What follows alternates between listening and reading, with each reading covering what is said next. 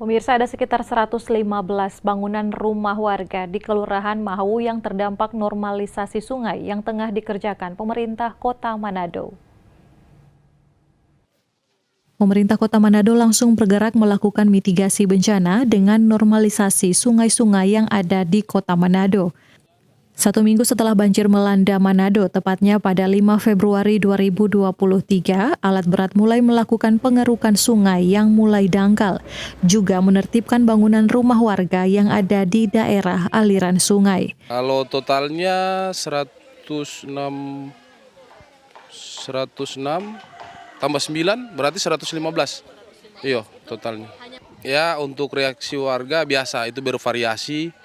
Ada yang ketika orang melakukan pendekatan secara persuasif dengan warga, warga alhamdulillah bisa terima. Ada juga karena mungkin peninggalan orang tua dan lain sebagainya mereka histeris, tapi pada dasarnya tetap pemerintah dalam hal ini ketika melakukan normalisasi sungai tetap apapun itu tetap kita ambil.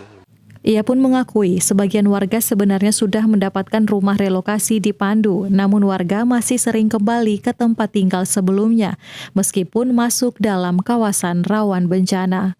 Regina Mangkei, Henly Rumengan melaporkan untuk Kawanua TV.